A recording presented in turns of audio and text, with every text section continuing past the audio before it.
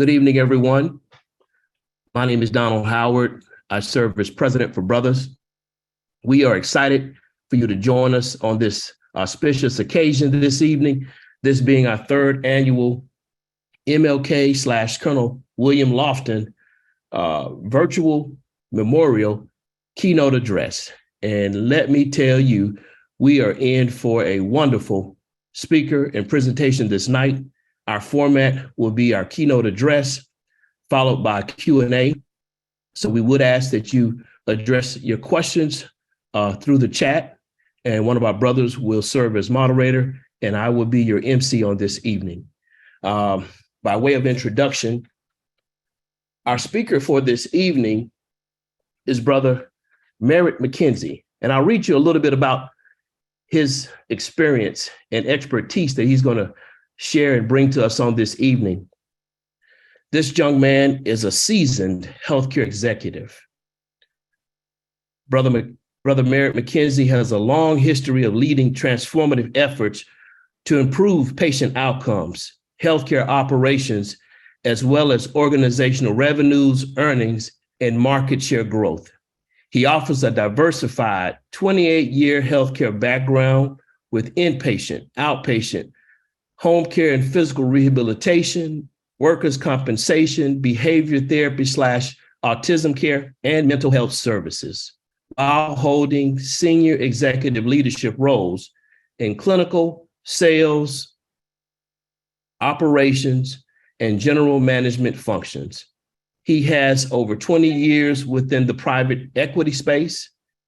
He's built strong physician relationships and alliances throughout his extensive medical career. At this time, ladies and gentlemen, I'd like to introduce to some and present to others none other than Brother Mr. Merritt McKenzie. Brother McKenzie, the floor is yours. Man, thank you. Thank you, Donald. That's really kind words. I appreciate the introduction and everything that you've been able to share. And I'm humbled by the opportunity. This has been a long time in the making. I know we've been working together to try to figure out some time for me to come and spend some time with the group. And so I'm really excited. I'm really excited about today. And I'm going to go ahead and share my screen here. And you guys tell me if you're able to see my screen. Okay, let's see. I am really looking forward to this dialogue, this conversation. I am Merritt McKenzie, as Brother Donald shared. And I am honored and privileged to be able to be here today and have a conversation with you guys, and humbled by the opportunity to share my journey. We all have a special journey, and I'm so glad to have this opportunity to share mine with you as well. So let me walk through just a few slides, but this is going to be a little bit different. What I'll ask, I have two homework assignments while we're on this call today. So one of them, I will ask for you to take some notes. There are going to be 4 words that I'm going to ask you to just write down in a horizontal fashion. And they are as follows. If you can grab a pen and a paper real quick. All right. Or if you have a tablet of some sort. But the 4 words I'm going to ask you to write down, because we're going to take some notes underneath each of those words. The first one is going to be engage, E-N-G-A-G-E. The second word is going to be learn. The third word is going to be adapt. And the fourth word is lead. So I'll repeat that.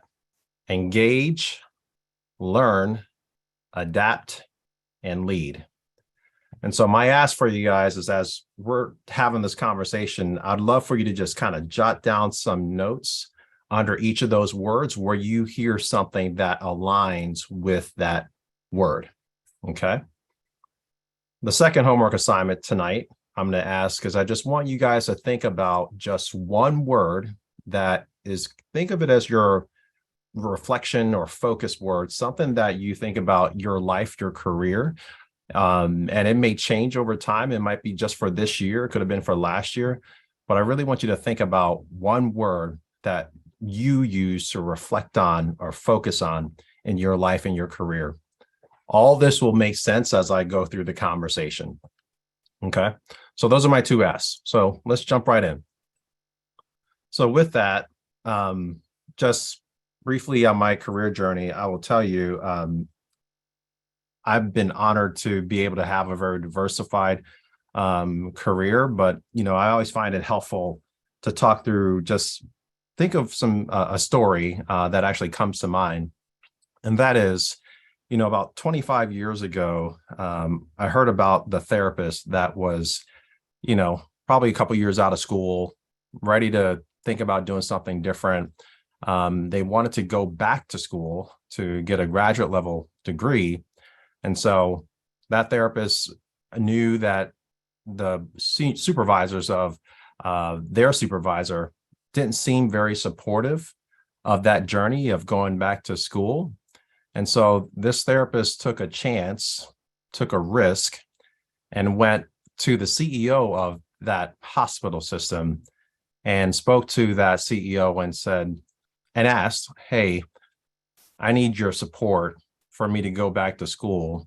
And what that meant, that therapist would have to be away from the facility for probably about 3 months and get some financial support in order to do that.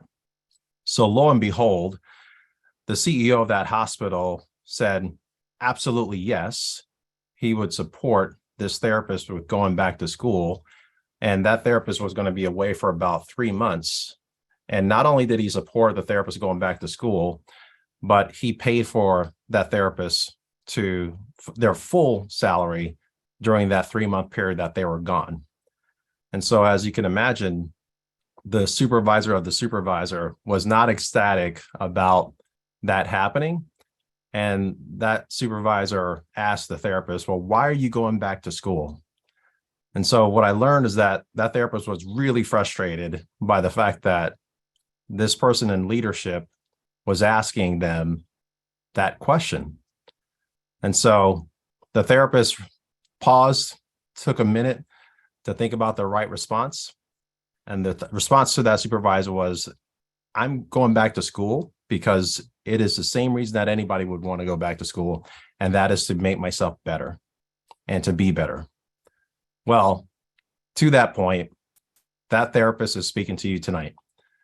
And I share that story with you because there's so many things that we learn in OT school, that to be a clinician, how to engage and connect with folks. But what they didn't teach us, or maybe back then, is how do you really lead and really engage folks to really become the best version of themselves. And that's what I saw in this particular supervisor. But I will tell you, as frustrated that moment was for me and really angered me at that point in time, I will tell you it was one of the best things that ever happened. And I will tell you why. It is because it made me the therapist and the leader that I am today. Because I always remembered that feeling of that experience of what this leader had a chance to lean in and support me and really get me excited about my future and my potential.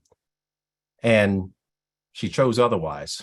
And so I agreed at that very moment that I would never do that to another individual again. And that takes my leadership style into the pathway that I'm going to share with you tonight, of how you can really engage, learn, and adapt and lead with those around you and those that you have the opportunity and you're blessed to have the opportunity to affect each and every day. Okay. So with that said, I have been fortunate to have probably pivoted 4 times within my career. I started off as a frontline clinician in inpatient rehab. I was doing general rehab. I started with burns, and I was doing also brain injury. Really had no idea what I really wanted to get into, but I knew at that time hand therapy really interested me. And so at that time, I got into hand therapy. I wasn't a CHD at the time, but I really wanted to make sure I got in there. And so another quick story about how to transition into hand therapy. At that time, it was very difficult to get an opportunity as a staff non-CHT to work into a hand clinic. And I will tell you, it was at that time working at this rehab hospital that there was a hand surgeon that came and did clinic or rounds at the hospital. And I went in with one of my patients boldly, and I told the physician what I thought was going on with the patient and what needed to have happen. And mind you, for the last year and a half, I've been trying to get into this hand therapy clinic that was at the hospital with no luck, by the way. And it wasn't until that moment that I went and spent that time with that physician, with my patient.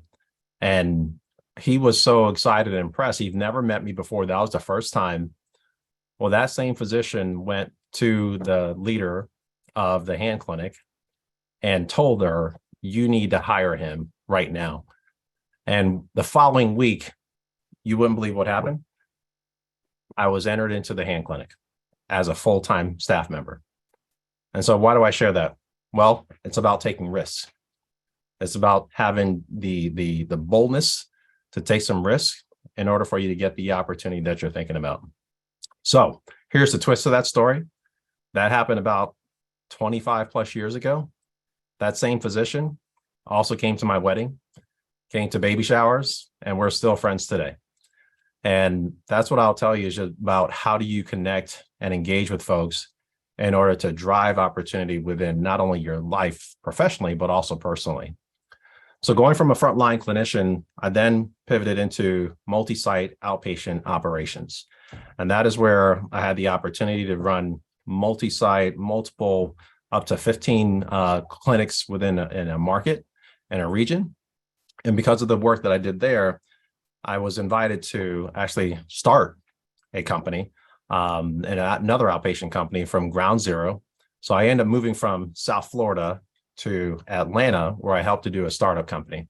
So as you can imagine, for those of you who have ever done that before, there's a lot of work in that, a lot of pivoting, right? And so worked really hard, spent the time, really got out there as much as possible and doing some marketing or sales calls to physicians, built a lot of relationships. And mind you, I had 0 relationships, but we end up being one of the largest hand therapy programs within the city at that point in time. So much so, one of the competitors in the local market, because of the fact that they couldn't beat what we were doing, especially on the hand therapy program when I was leading, their number one salesperson came and recruited me directly and literally went to the clinic that I was working and would not leave until I was able to exchange cards with her. And so I will tell you, it was at that point in time, suddenly got this call. It was a much bigger company. They wanted me to come on board. And after 6 months of trying to recruit me to come to this company, I kept saying no in this during this time period. And the reason why is because it didn't make sense of what they were wanting me to do as far as the level of responsibilities that they were offering me. And there's another message in this, and that sometimes you have to understand when to say no. And I did. I kept saying no until finally they came around and said, we'll give you everything that you want. And at that point in time, I pivoted and went to this company. And basically, I was able to take it to a much larger level where I was building a hand program for the entire state of Georgia. And there's a special part of that story in that the president of the company at the time, he came to me one day at a meeting and said, I am man enough I can go to you and say, hey, listen, you were right in this whole exercise, this whole process of trying to come on board and telling us exactly what you needed in order to grow this program. Because quite frankly, I didn't have a lot of faith that this program would grow the way that it did. And he said, you proved me wrong. And so not only that you did a great job with running this hand program, I'm asking you to come be the sales leader of the entire organization, running a sales department of some 30 people. Never in my mind I ever thought that would ever happen, because I didn't go to school for sales. But what I realized is that I went to be able to, I have a really good skill set of being able to connect well with folks, connect well with physicians, being able to engage with them and their colleagues. I just really was good at that. And so here's another time I told the president of that company at the time, I said, no, I'm not going to do it. That's because it didn't make sense to me. That's not my skill set. I'm an operator and I know how to connect well. It's just by chance I know how to connect well with physicians and know how to grow their business. And he challenged me and he said, great, keep doing that. And so, you know what? I said, sure, I'll take on the challenge. And so I did. I completely got out of operations. So you'll notice a pathway of frontline clinician, got out of that to multi-site operations, got out of that, pivot again to sales, and did that for a couple of companies, and just really learned how to grow an entire company by having some really strategic approaches and teaching the sales folks how to engage with physicians and others in order to grow their business and market share. And mind you, no one ever taught me how to do that. No idea. This was on the job learning at its finest. And guess what? I failed a lot. But I think the key in that is that I took the chance. I took the risk to go ahead and do it. So with that said, several companies came at me again in order for me to try doing sales again for another larger company, and which I did. And then after that, the same president I shared with you at one of the earlier companies, he called me up and said, hey, you're interested in going back into the operations, but this is going to be at a president role for this company. They have a division president role that they're looking for. And this was completely in a space that I've never done because I've been pretty much in outpatient therapy at the time. This was actually going into, think of pediatric therapy with a twist of having ABA, or applied behavior analysis. Some of you may be familiar with that. So it's caring for kids with autism and other behavior related disorders. And so again, even at the time, I never was even familiar with it. I said, sure, let's give it a shot. And honestly, I went to that interview, had the most horrible attitude, quite frankly, about coming to that company because I really wasn't looking at that time. But something happened when I went in there and I met with the COO of the company. And that was, I started hearing the mission of what this company is looking to do. And at the time, it was a very innovative approach in that bringing both pediatric therapy and ABA services under one umbrella and being one of the largest in the country to do it, because at the time, no one was doing that. So that interview was supposed to last an hour. And it ended up, I was there for about 3 hours. And then after that, another 11 hours later, meeting with all the staff members or team members, the other leaders of the company. And mind you, I was the last one that they brought in to be considered for this division president role. And at the time, there was no one else. I kind of came in at the very last minute. And you wouldn't believe it, at least I didn't at the time. I just said, they're not going to give me this job. They won't give me this opportunity. I've never done this before. And before you know it, the COO of the company called and offered me the job. And so I had to ask him, like, why?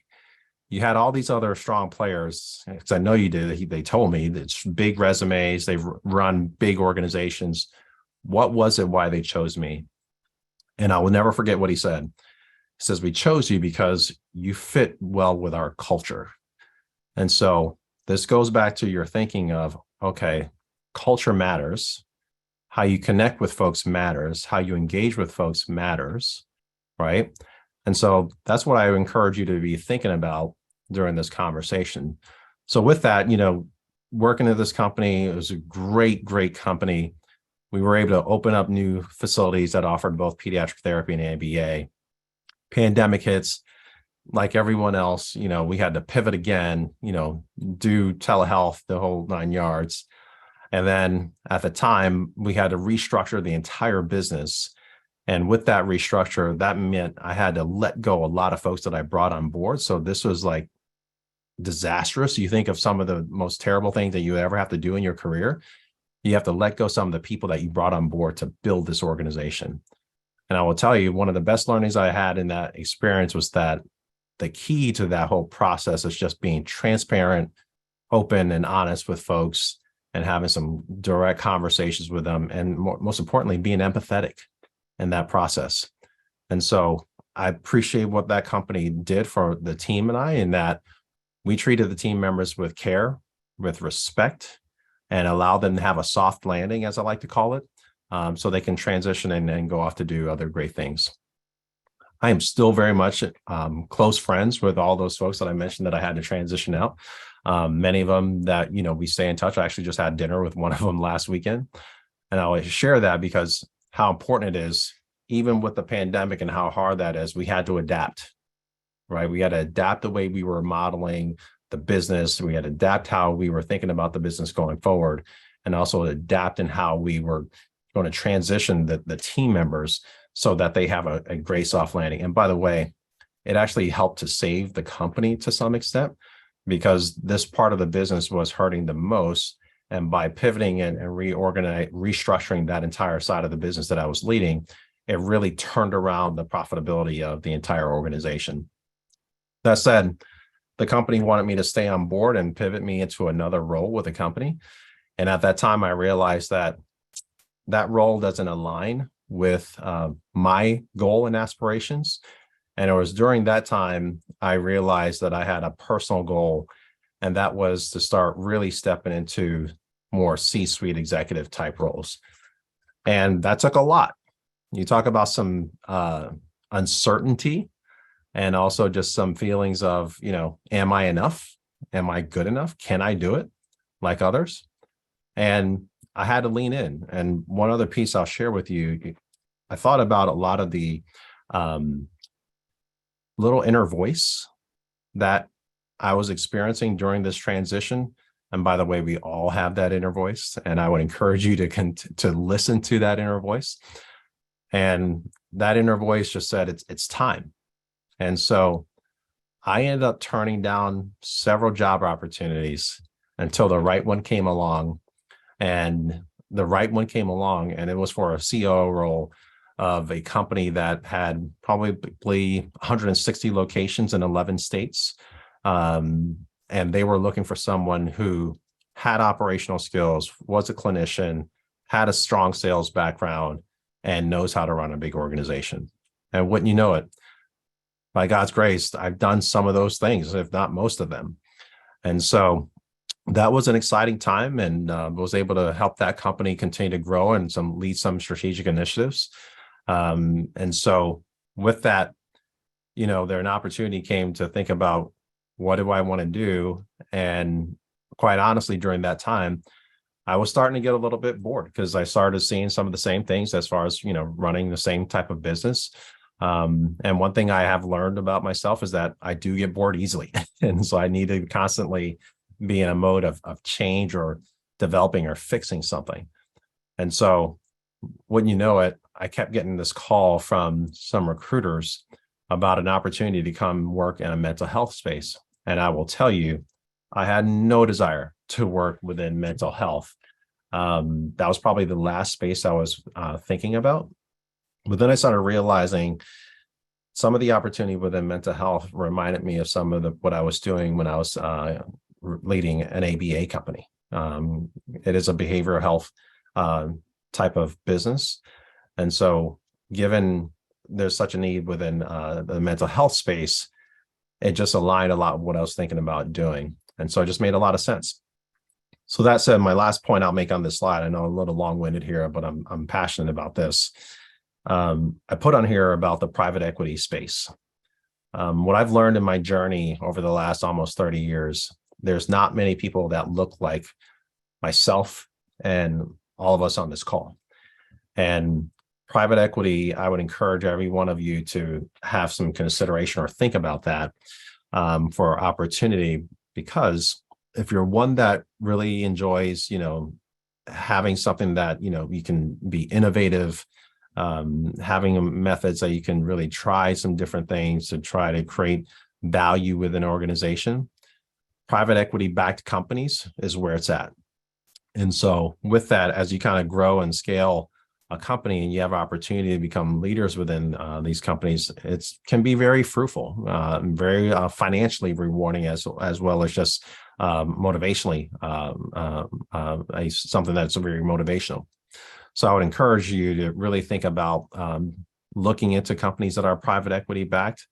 It's not for the faint of heart, because it's really about how do you drive efficiencies while at the same time you can absolutely provide phenomenal care within companies like this, and they're doing good while you can do well, if that makes sense. So there's my long-winded message as far as my career journey. Let me take you through a couple other things here. And so I want to share with you personally, one of the reasons that I chose to go into that journey with the mental health company was that it aligned with my personal mission. And that you see here is creating social impact at scale. I got to a point in my career where I really wanted to just really make a difference and being able to lead and make that difference. And this company that I'll share with you here shortly, this Mind 24/7, that's exactly what we're doing. And so with Mind 24/7, we're changing the way people experience mental health, or mental health care, that is. It's think of urgent care for mental health services. It's 24-hour service, 24/7 care that's being offered. We're reducing wait times. So if you think about just the wait times within the mental health space can be up to 6+ weeks just to see a therapist. And we're providing passionate care within these facilities. So these are brick and mortar facilities. They're probably about, call it 25,000 square feet in space. And so folks can come in and really get services that they need. And I'll talk you through some of the services that we offer. And so we have 3 different service lines or programs. Crisis, you think of this is emergency care if someone has an urgent need and a breakdown and they just need to get some immediate help. We work a lot with some of the police officers, fire departments, schools, etc. So sometimes when you see on the news where someone's having a mental health breakdown, I mean, those are the folks that we are seeing, and we can see immediately when they have that. Then when you think about our Express program with kids and teenagers and adults, these folks, they can see a clinician right away as well. That they just need to come in for a quick assessment and some potential treatment. And then lastly, our progressions program, think of it as almost like a outpatient services program where folks can come in and have several visits over several months of care coming in and out. And we also offer group therapy there. And so it's really innovative. And the reason why that is just as the name indicates, it's 24/7. And basically we're there when patients need us versus the other way around. Typically, as you know, within healthcare services, patients are really trying to schedule around the provider's availability. Well, we flip that and we're making our providers available at the convenience of the patients. So just a quick little background. The company started almost 2 years ago. We've got 3 locations that are in Phoenix and Mesa area. And then what we've done, we're probably about a week and a half, we'll be opening our 4th location in Camelback location. And then the plan is we're going to get the model right and working well in Phoenix so that we can scale into 2 other markets. We're thinking about going into 10+ markets around the country so we can provide the same structure and model across the country. And we've gotten in interests in a variety of states like California and the Chicago area, even Atlanta, different markets. And so we want to make sure we get the model right. And so we're hoping that we start going to scale in other markets later this year.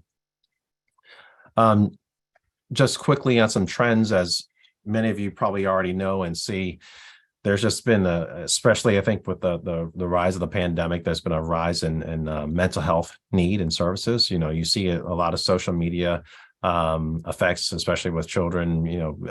They're seeing things that they want to be like someone else, et cetera, but just a desperate need for mental health service. You see a rise a lot on the social media side. Schools and employers. This is a big avenue where there's the benefits are being identified and shared with the benefits with employers as well as schools. So there's a need there. And there's just ongoing provider shortages right now. Whether you think about therapists that are needing to be helpful to care for patients, there's just a need. Telehealth clearly has exploded, as we all know, and then the urgent walk-in care. So think of it this way. When you think of urgent care, if you break something or you have a sprain or a cut or something, you can go to the urgent care. But what does someone do if they have a mental health breakdown or crisis? They go to an ER, and clearly, as you can imagine, the ERs are not equipped to be able to care for them. And that's where we come in and we're a solution for them. And so what I want to do is kind of share. I talked about those 4 words at the beginning of the talk. And those 4 words we're going to talk through. The first one is going to be engage. And I wanted to share those 4 words with you tonight, because those are the 4 words that I utilize just personally that are my leadership and life focus areas or pillars, if you will. I didn't just come up with these things. I just really gave a lot of thought as to my approach when I'm leading in organizations, but also just how I connect with folks within my personal space. And I really had to think really hard with that, but I wanted to share them with you tonight. So hopefully it can be helpful to you as well. So starting with engage, and this also aligns with your profession, no matter what space you're in as a clinician. And so you got to think about, starting the center here, how you engage and connect with others really matters, right? You've probably heard some of the stories. I've talked about my journey. A lot of my journey and opportunity has been because I've been able to connect well and engage with others really well. Yeah, I was okay therapist. I thought I did pretty well, and I got great outcomes and great delivery of care that my physicians that I worked with were happy with. But I think the biggest thing that they always remember about me is how well I connected with them and also their patients. There is a superpower in listening. What I always encourage other leaders that I'm either work for me or that I'm just mentoring is that I really try to encourage them to listen more, talk less. And that's got to be very intentional. You've got to ask the right questions and be very intentional about those questions, when it's very difficult for many of us because we just want to keep talking, right? And you don't learn by talking, you learn by listening. And so that takes some really active listening by having the right probing questions to pull the information out. And by the way, it makes the other person feel really good, right? And then lastly here, I would encourage each of us, as we think about not only our careers and our professions, it is important to find a mentor and a sponsor. There is a difference between the two. A mentor is someone who's going to constantly work with you, give you some feedback as to things that you should do to, fill any gaps that you may have personally or professionally, right? But then a sponsor is someone who's going to say, hey, listen, I've got an opportunity for you. You've got to go ahead and take this path. I'm handing it to you. And you probably heard me talk earlier about, a president that I gave me another opportunity to come, do this division president role. And, they gave me the opportunity to come, lead the sales force.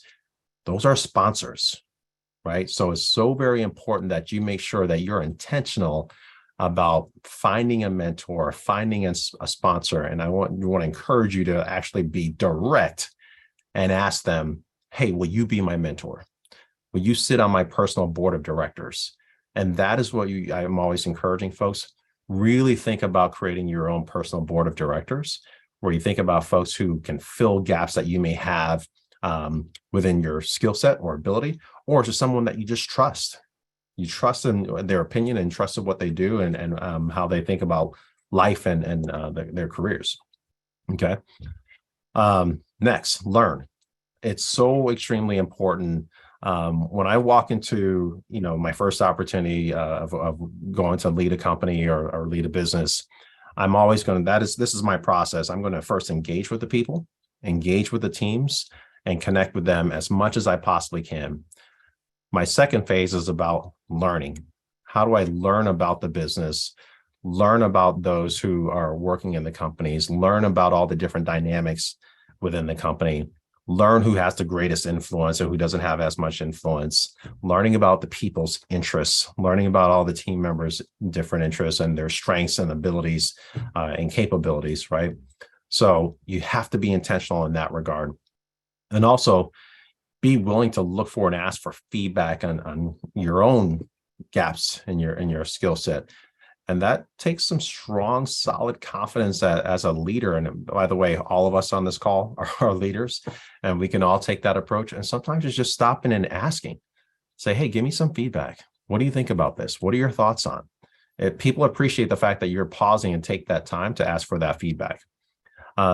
you see on here, I put on here, consider an advanced degree. If you're thinking about ever wanting to continue to develop, whether it's as a clinician or, into some leadership roles, is it required to go and get an advanced degree, whether an MBA or MHSA or what have you? It's not, but it really can be helpful to you, both in your career, not only on paper, but I always advocate for folks, make sure you are taking the time. If you want to get that advanced degree, you're doing it for one reason and one reason only, and that is for yourself, because you want to better yourself and develop yourself so that way you can be better for those you're leading or the patients you're caring for or what have you. Because yes, everyone knows, and it's hundreds of thousands of dollars right now to get, whether it be a OT degree or what have you. And so that investment is really an investment in yourself. And so you got to realize whether or not you want to do that. And so something I share with a lot of folks as well is that you really don't want to chase the dollar. If you're going to get this degree, you want to have the dollar chase you. And here's what I mean by that. If you're taking the time to get the degree and you want to keep getting better, whether as a clinician or as a leader, you want to be the absolute best in that role that you're either in or you're seeking to be. Because here's what will happen. People will recognize your talent, your greatness in that regard. And before you know it, they will want to pay you more to get that talent. And that's what happened, as I shared with you earlier, with one of the sales folks, leaders from a whole nother company, a competitor, kept coming at me to try to recruit me to this company for 6 months to come to this other company. Well, what do you think happened? They paid me a lot more than where I was. And it wasn't because I was looking, but because they realized that he was pretty good in what he was doing in the market, and they wanted to pay for that. So I want you to think about that. Practice patience and endurance. We're not going to always get everything that we want right when we need it and want it. There's going to be times where you got to just, persevere and go through that pain. And as it may feel that way, at least initially, but what you realize is that there's something waiting on that other side, right? So you have to have that patience and endurance to go through the process, because nothing good ever comes just whether it's a straight line or just always going to be perfect. But it's going through that process of that learning curve. And getting to your destination, it's not linear. There's going to be ups and downs. It's all about following the trend. Okay. And so I encourage you, and this is how I try to live my life even today, to be a lifelong learner. I've spent the time, I'm constantly learning, constantly asking questions. I've been at this for going on 30 years. I just got another degree last month or 2 months ago. And it wasn't because I needed it, but I just wanted it. I wanted to keep getting better and keep learning and going from there. And so the next phase, third phase, is about adapt.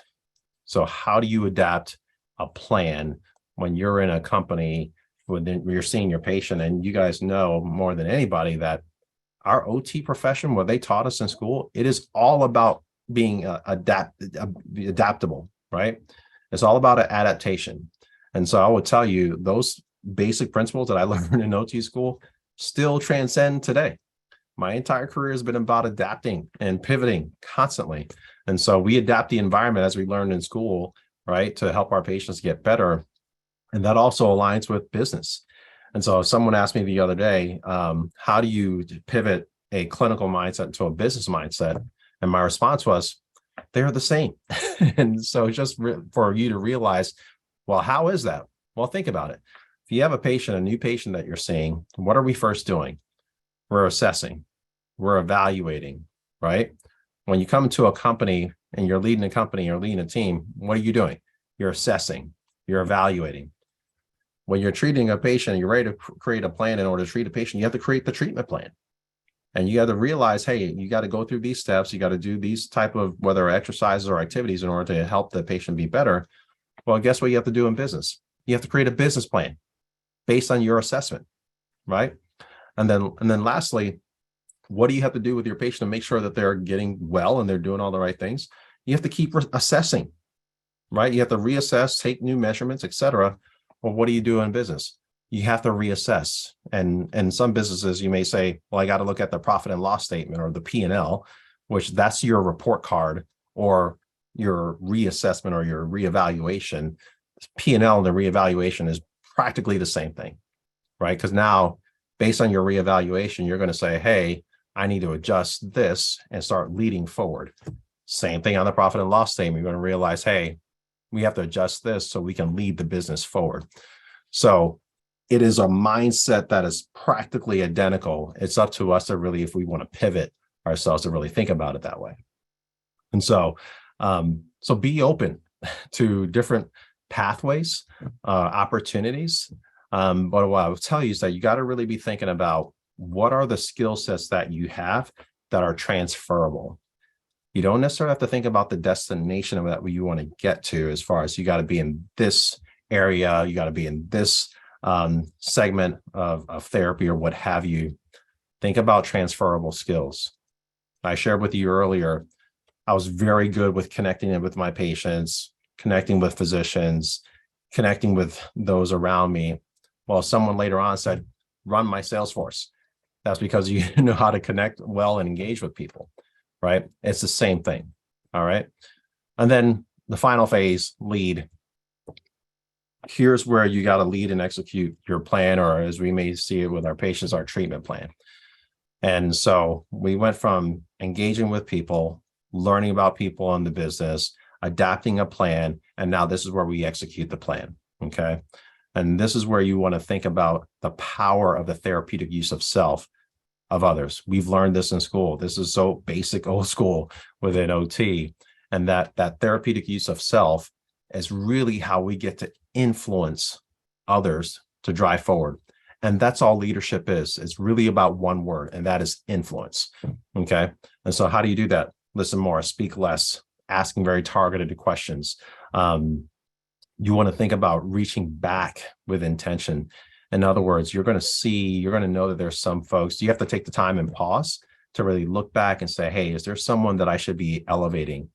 Should I be a sponsor to someone? Do I see something in someone else that I can push them forward? Some people just need a nudge to get to that next level, and they'll appreciate the fact that you did that. And then lastly, be bold about maximizing opportunities. You know, you may see an opportunity and someone may approach you with an opportunity. You may think, well, that's not right for me. I don't do that. And well, why not? Well, who else is going to do it? They clearly saw something in you that you didn't see in yourself. So why not give it some thought or think about that, right? And that's all you saw as I talked about my journey, is that I was willing to take some of those opportunities and really maximize on them, because it really helped to create the pathway and the stages for the next step. Okay. So what do you make of it is up to you and the opportunities you take to engage, learn, adapt, and lead.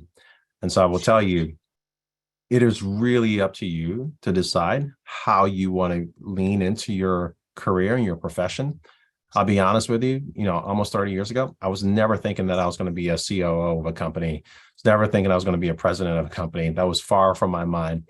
All I knew that I was really excited and looking to be in leadership. And to also really, I'm passionate about helping others be better than how they thought they could be, right? And so that's where I'll encourage you here.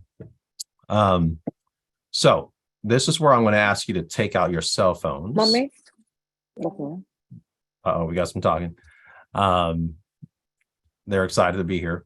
If you can take out your cell phones, and then there's this, do we see the number here? Guys, can you see the number at the top of the screen, or go into Mentimeter as a show? Or no? There's a code there, Merritt. Yes. Yes. It's hard because I'm on Zoom. Let me see if I can.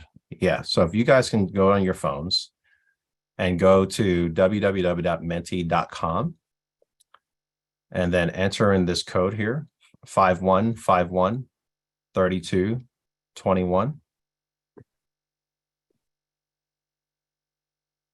I'll leave it in this mode right here real quick, just so you can make sure you get in there.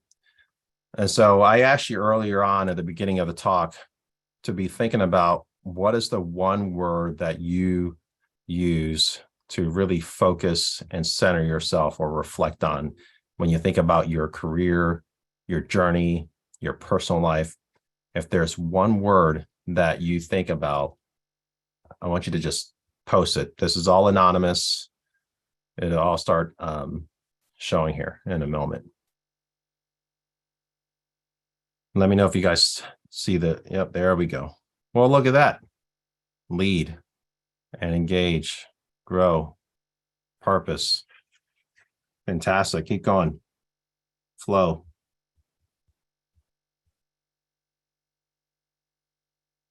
Impossible. I love it. Change. Transform. Diverse. Greatness. Encourage. It's awesome. Humanism. Empathy. Fantastic. Keep going. And I think it gives you can throw it up here 3 times if you want to go and put any other words in there too. Compassion, diligent, evolve, curious, meaning, perseverance, support. This is awesome. This is awesome, guys. Fantastic. Love. Good. Foster. What else we have? Diligent. Perseverance. Yeah. Embrace. Legacy. Wow. If you notice, legacy is pretty big there. That means that a lot of people are using legacy. That's what that means. It says a lot. That's awesome. This is fantastic. Well, clearly we are all thinking alike because you see that someone used the word here. Where is it? Evolve, right over here. Well, I'll share with you guys as well. My personal word is evolution. I've been using this word as my focus or my center, if you will, probably the last couple of years, just because I believe I'm continuing to evolve. I am not done. I am still in a process. I'm still in a journey of evolving. And so hopefully you guys found that exercise very useful. And what I want to encourage you to do, don't let that exercise of just sharing those words remain here in this talk. Take that word and put it somewhere that you can see it every single day and know that this is what you're passionate about, that you're going to keep focusing to make sure you deliver on that your focus word, if that makes sense. Okay. So here's my shameless plug as far as going back to the company. If you know of any folks that are interested in this space at Mind 24/7, here's our website. Right now, we're looking for a leader of our human resource department. We have that brand new clinic I told you about in Camelback. We're looking for a leader or what we call our executive director there. It's a great opportunity. Actually, I would prefer this person to be have the clinical background as well as an operations background. So clearly, that's very interesting. We're also looking for nurse practitioners, PAs, as well as nurses. And so you may know some folks in your network, but also some of you even on this call maybe have some interest. So I just want to share that. So that said, I want to thank you for allowing me to share my story, and hopefully I kept you awake and engaged in this process. So it was really a pleasure to kind of talk with you. And so hopefully, if it's okay with you, Mr. Donald and team, I'm happy to open up the floor for any Q&A. Thank you. Absolutely. Thank you, Brother McKenzie, for your words of wisdom, your pearls and nuggets of inspiration. At this time, we would like to open the floor up for the next few moments for any questions. Are there any burning questions that anyone would like to ask Brother McKenzie at this time?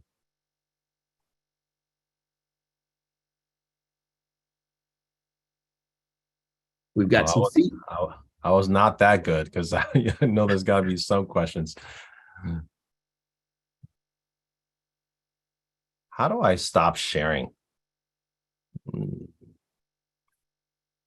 Or maybe someone can stop sharing for me. How do I close this down? Stop recording. Thank. Oh, Yes, you got it. thank you. I got it. I did it for. Appreciate it. Thank you, Brother Delvin. So, Brother McKenzie, here's a question. Yeah. Here's a question to ask. How do you measure success within your organization, and what metrics do you use to track progress? That's a great question. So depending on the company, that will vary depending on the company. But one thing that I really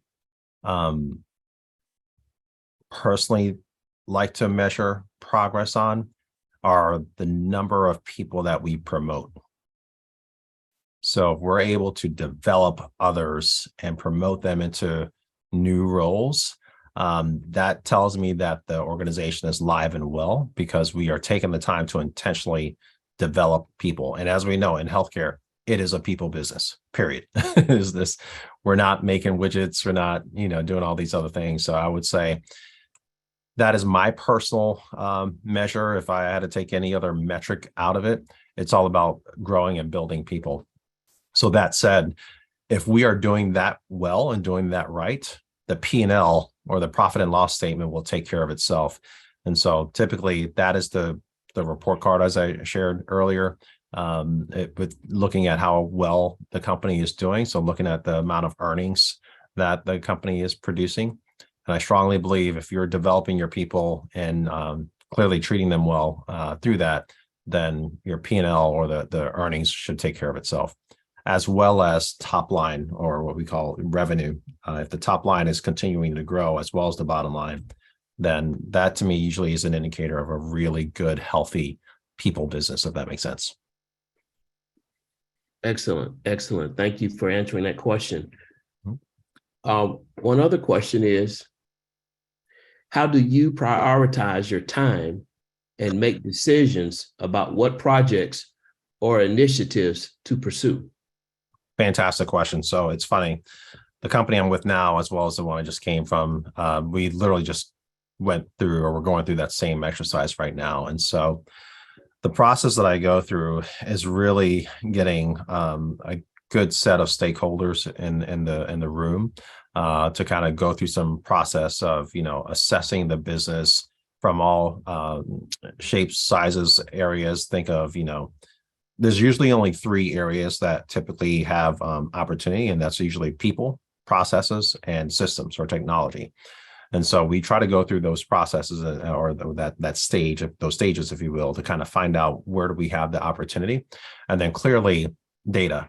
So getting the P&L, getting some operational data, and just looking at where there might be some misses or opportunities to improve, and that's what we do.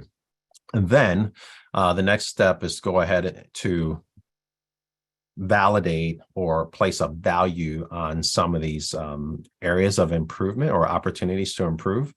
And meaning, what if we were to fix this particular area, what is the earnings potential or the revenue growth potential or volume potential if we were to address this, right? And so then you can have prioritization based on what the dollar value those areas would be.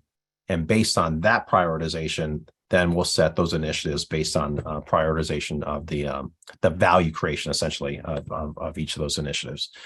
So right now in our organization today, we have a project and a strategic initiatives that we're working through, and we've named the strategic initiatives Project Mindset. So we've got probably about 10, 15 initiatives underneath Project Mindset. And that's exactly what the process we went through. When I got there, took all the, got all the leaders in the room, we did all the whiteboarding, et cetera, then started doing the financial analysis for each of those strategic initiatives, creating some, dollar values on each of those, creating work teams for each of the strategic initiatives. So we've got someone who's the head of it, then they've got their supporting cast, if you will, and then there's an executive sponsor for each of those, just to make sure that it's moving at the pace that it needs to. So yeah, that's kind of how I do it. Excellent. Thank you for answering that question for us. I see a hand by Brother Delvin Champagne. Brother Delvin, you care to ask your question, sir? Yes, thank you. Can y'all hear me? We can. Okay, good. Thank you, brother Merritt. I wanted to make one quick comment. You talked earlier about taking a risk.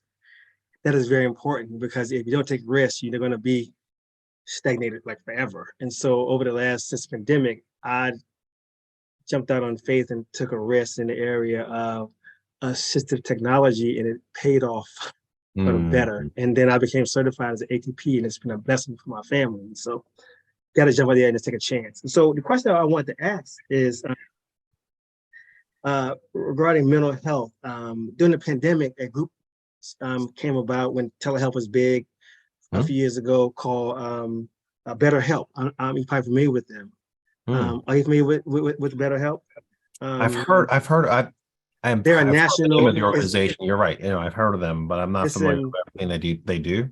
Right. It's an all telehealth based mental health organization. You can get a therapist within hours, like ready to go for counseling. Like it's global, I guess. It's American, Fantastic. nationwide, but it's all telehealth.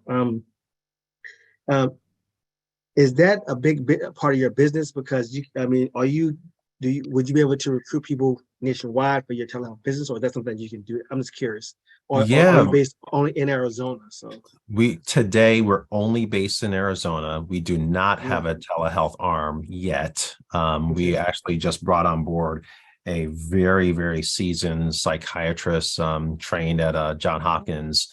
That he's pretty big into telehealth. He just started with us maybe 2 weeks ago. And so he's going to help us create a model, the telehealth service line. So we hope to have that coming really soon. Oh, last point I'll make, I want to put a shameless plug on the chat. A good friend of mine was on the call, Aisha Jahari. She's in Arizona. She's OT with a business degree, run rehab director of multiple buildings. And so there you go. In Arizona, Jahari. Hey, I love to meet you when I'm out there. I'm out there practically every week, Jahari. So I'm happy to connect for lunch or something. Thank you very much, Delvin. Yeah, there you go. Howard University. Hi, Nice. I'll send you a side message too. Thank you, Mr. Merritt. Thank you. I appreciate that. Look forward to it. You're very welcome. Wonderful, wonderful. That's what it's all about. These opportunities like this to gather, to connect.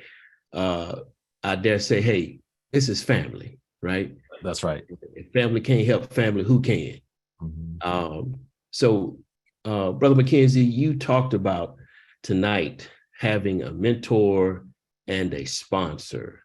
So one of the questions that has come through is, can you elaborate a little bit further on how to navigate pursuing getting a mentor or a sponsor? 100%. So you guys may recall the story. I'm all about telling stories. So you may recall a period of time when I decided that it was time for me to transition into going into more C-suite type roles. Some maybe 2-3 plus years ago, right? And so during that period of time of my own personal reflection and coming up with my focus words, etc., I was like, I need to start really building out my personal board of directors. And so I got involved in what I didn't talk about, I'll share with you guys now. Whenever you can, really get involved in other organizations, as well as getting involved in any different courses or programs, or for me, it was like executive programs. So I did some executive programs at some of the Ivy Leagues like Harvard and Stanford and Columbia, Santa Clara University. And so I started meeting all these amazing people in different industries, right? Which is it just opened my mind, opened my eyes to so many things. One of the organizations, they're actually a national organization, because I got involved in like basically some board director type programs and some exec ed type like that. One of the programs is called or the organization is called the Private Directors Association. In this Private Directors Association, which they're a national organization, it's basically a way for our folks to network, but also have opportunity to get on boards. And so during that time, I actually met someone at the time. He was the president of the Atlanta chapter, and he and I met and spoke. And he said, "Hey, I think you should really meet this other gentleman. His name is Robbie. I think you guys would hit it off." Because at the time, I have no job. I have no job. So I'm like, just networking so I can try to, see who I can find and so I can make sure I get me a job somewhere. So, but all jokes aside, I met Robbie over the phone and we talked over the phone, and it just felt like I just knew this man for like 30 years. We just clicked like that. Mind you, he's white and black. He's probably a little bit older than me, but it didn't matter. We just clicked. And it was within that conversation, I knew immediately, I said, this guy's got to be my mentor. And I'll tell you why, or at least one of them. He's been a CEO of a company. He's been an experienced board director several times. And that's the path that I'm hoping to keep navigating. And so in that conversation, mind you, this is our first conversation. I literally said to him, I'm going to be bold here. And I'm going to ask you a question. I just need to know. And I said, I want you to sit on my personal board of directors. I want you to be my mentor. Will you do it? And so you're thinking like, that's insane. Why would somebody do that? But he said, yes, absolutely. And so with that said, that same person, Robbie, who is my mentor still today, he's also my sponsor. He has put me in touch with so many different opportunities of people and things, whether it be jobs and board roles, et cetera. And I can, just shoot the breeze with him and kind of say, hey, this is what I'm thinking about. What do you think about this, et cetera? And he'll kind of give me his feedback to navigate it. I shared with you guys, I just finished up a finance degree 2 months ago. I wasn't thinking about doing no damn finance degree. Well, guess what? Robbie said, look, your background is awesome. I love it. You're missing something. And here's what it is. I think you would be awesome if you got a finance degree, because if you did, trust me, everybody's going to want to hire you. I was like, you serious? He's like, yes. And so I actually recently texted him a picture of the actual degree like last week. And I said, I blame you for this because it was hard. It was so hard to do that finance degree, but I have to thank him, because you might remember I talked about sometimes we just all need a nudge. Right? Well, Robbie was my nudge to go and do that, something that I probably would have never done. But think about this. He saw something that I did not see. And that's why it's so important to have mentors and sponsors who are from a different lens than you are. So that way they can give you a different perspective. And so to that day, we're the greatest of friends. My wife and I, he lives in Nashville. I'm in Atlanta. We went and stayed at his house a few months back and just had a good time and just shoot the breeze. But there's several people like that I'm pretty, to your question, Don, I'm like, just be direct. If you see someone who really you could benefit from being around them more, for them to pour into you, you just got to be direct and ask them respectfully and say, hey, I so much appreciate and respect who you are and what you've done with your career. I'd love to learn more from you. If you're willing, I'd love for you to be my mentor, or at least, or be a sponsor, because of the connections that you have. So just ask, and you'd be surprised how many people would absolutely say yes.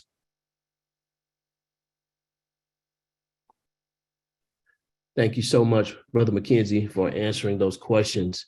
At this time, are there any other questions that anyone would like to ask on this evening? Dr. Covington?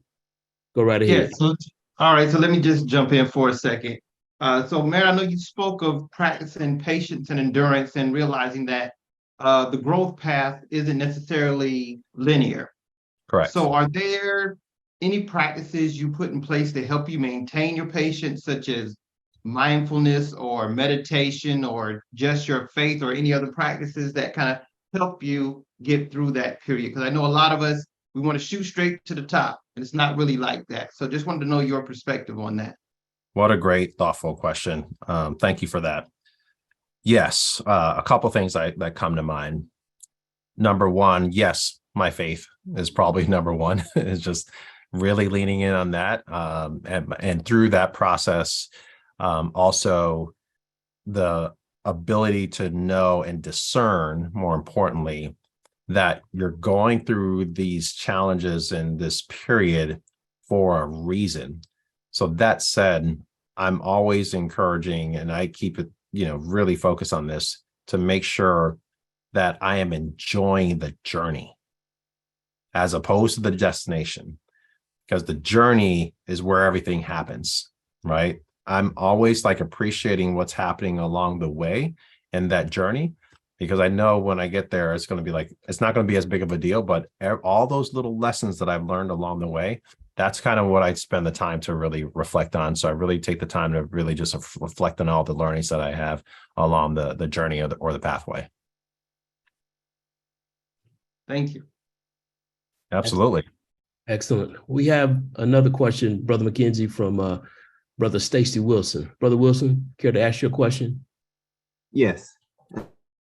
I really enjoyed your conversation. It's been very informative and just very interesting hearing your own personal story. I got just a personal question to ask you, Sure. which I think might just help other people, including myself.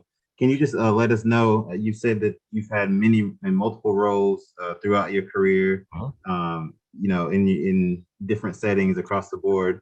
Can you tell us what your favorite setting might be, or some of your favorite settings? And then conversely, what are some of the more challenging or difficult ones? And if you can offer any kind of, inspiration, because I think oftentimes you graduate, you take a job, and it can be hard to see outside of that light, So I think it'd be really nice to just kind of hear your perspective of the good and the bad, and how you kind of made, peace with all that.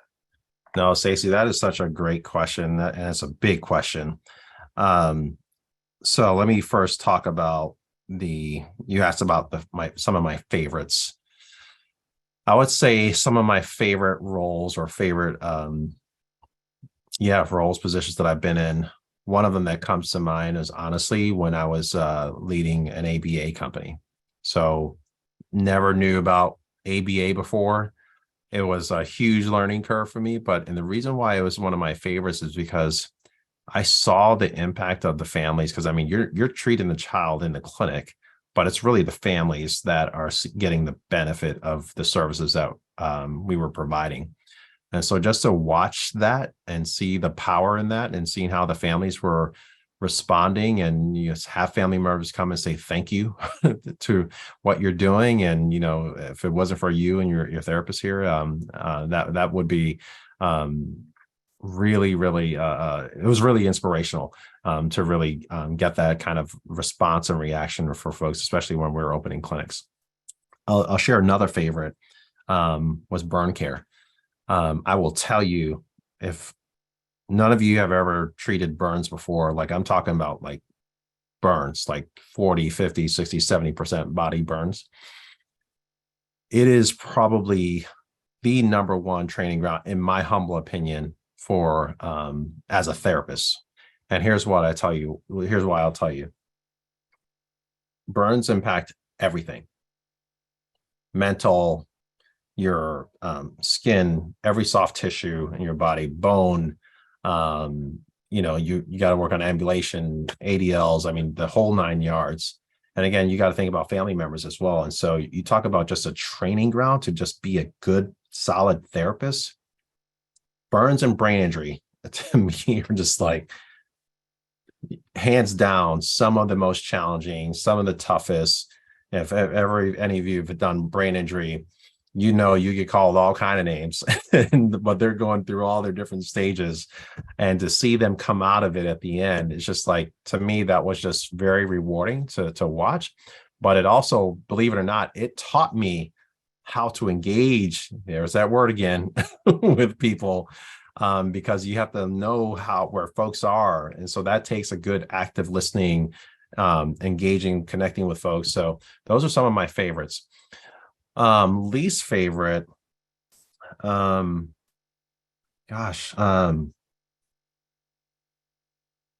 be lying to you if I had a least favorite. I would, as far as a area, I would say a least favorite as far as environments can be challenging. And what I mean by that is, we probably all experience it, working in a very toxic environment or dysfunctional environment. Those are very difficult, but even with that, there's some learning. There's that word again in that process, and ability to adapt in that process. There's that word again. And also, believe it or not, to lead in that process, right? And so I would tell you, being in toxic environments or dysfunctional environments, I would encourage us, not to always just run from them, because there's so much, again, in the journey of that. And I've talked and shared with a lot of my leaders, is being able to just take that tidbit that you're learning and being able to utilize it as you go forward in your leadership journey. So, Stacey, hopefully that answers your question. I probably didn't give you a lot of what I didn't enjoy the most, but I think it's just, those are some of the ones that are my favorites, and probably not as fun. That's how I'll answer that, Stacey. Appreciate that. Yep. This is great. Keep them coming. Again, thank you so much, Brother McKenzie. I think that may be all of our questions for tonight. I see one other hand. Brother Delvin, you have another question? Yes, I would be. Hold on one second. Go ahead. I'll be not a good. It wouldn't be great if I didn't recognize Dr. Arame Abiriane, who is our Vice President of the AOTA. Could you come on and say a few words, Dr. Arame? My goodness, Devin. Hi, I'm just here as an attendee, but thank you so much for inviting me. This is incredible. I'm getting so many golden nuggets, and it's been, Merritt, it's been wonderful hearing your story, your journey, and just how we can think outside the box as OTs and use our skill set. Absolutely powerful. And I would love to hear you speak again. Thank you, brothers, for throwing this event, for inviting us. And I hope that you all have more events that show us our value all across the gamut of different areas in healthcare and beyond. So thank you, Delvin. And I'm sorry I'm off camera a little bit. I'm navigating a 1-year-old as we speak. So I would definitely be on camera, but it's still a little early in LA, so he's not asleep. Totally understood. Totally fine. Thank you. But I'm Thank here. you for the kind words, Amira. Thank you so much for your kind words. It was incredible. Yes. That's awesome. Thank you. Well, on this evening, Brother Merritt, we appreciate how you've engaged us, how you have provided learning for us and encouraged us to be adaptable even more than what we are now, and continue to be great leaders and become even greater leaders. My pleasure. Your stories have been inspirational. Brother Donald, I'm just going to ask him one thing before we log off. I wanted to say first and foremost, right here, thank you very much for sharing, your experience, your path to where you are now. And second thing is, the fact that you're making a mark in mental health out there in Arizona is it's a blessing to know that we have representation in areas that it's not really expected, and you're putting OT or helping to keep OT on the map in mental health. So it's a blessing. I know you mentioned in fact, I want to say this. I'm actually very impressed to see that you sought out a mentor, even though you were so experienced in your career. You sought out a mentor to push you even further. That's something I didn't even think about anymore. I figured, it's time for me to mentor others. But it's a blessing to see that there's more. There's always more we can go. We're like you said, evolutionary. We're in an evolution period of our lives, always changes. So that's another thing that you really shared with me, that people like me, who with some years under my belt as well, can look forward to doing. And one other thing I wanted to say, we have two, I call them sisters, and there's two of my sheroes on here. One actually just stepped off, but Dr. Nadia and Dr. Colbert. They were actually Colbert's still on. So they're like, so they give an example of, I don't say co-mentor because one usually is higher than the other, but they are examples of people that help to push each other up. How was it like with you? Did you have anyone that you had alongside you in your career path that you help lift each other? Sean, that's a great question. Let me tell you, sure, I did not. So the short answer, I very much, another quick story. I had one of my bosses back in the day, as he was interviewing me, the question that he asked me is, what motivates you? And my response to him was, Nothing. I motivate me. And the reason why I answered that was because it was like, there's nothing. I had my own internal drive to push to get where I wanted to. And trust me, I think the better part of that answer for you, Sean, is that it's about our support system. And I would be remiss if I didn't mention my wife and my 3 kids who really supported me during this journey and going through all this change. I got to give so much credit. She's the real superstar. My wife, we've been married the last 23 years. And so she's watched all this quietly in the background and supporting it. And so to answer your question a lot better than I did earlier, Sean, the person who was lifting me up was her, honestly. Amen. Glad to hear that. Amen. All right. Thank you. Thank you for your candid answer. Absolutely. Brother Donald, anytime you're ready to wrap up. I'm done. All right. Thank you for that question, Brother Sean and Brother McKenzie. Well said, my brother. Well said. Absolutely. She'll murder me if I don't call her out. That's right. And the good book tells us that we should dwell with our wives according to knowledge. Amen. Well said. So thank you again for your presentation and for your sacrifice of time and the giftedness that God has blessed you with to be able to share with us. And we want to thank all of our participants on tonight for your sacrifice of time and talent and resources to be a part of this. As is custom for us with brothers, we'd like to take a virtual picture. So if you're so able and are inclined to, we'd like to ask you to unmute and take the stop off the video and allow us over the next 30 seconds to take a quick photo, if you don't mind.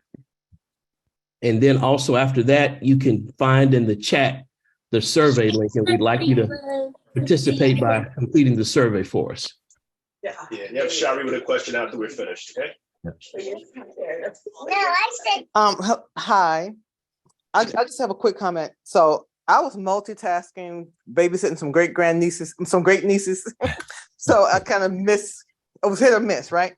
But I just want to make a comment. So a couple weekends ago, I watched this video, The Colonization of Mental Health. It was on the Canopy streaming service. It's affiliated with your library card.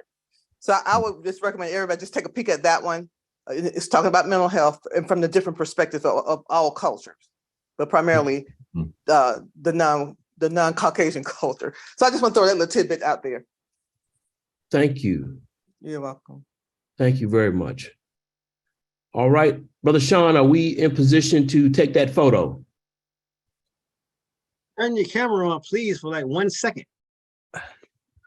Yeah, so Shari, Say hi. all right, we got a few. Let me just lower Shari's hand, and then we get everyone at the top. Come on, Shannon and Taylor, And Patrice, There you go. and Dr.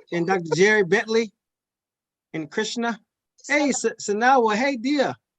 Everybody's here. All right, got a few. Yvonne, even though she didn't come on, she has a very beautiful picture. Oh, there she is, Dr. Yvonne. Where'd Tasha go? Tasha, look, she popped off. Okay. Ready? On 3. 1, 2, 3. And I think I got it.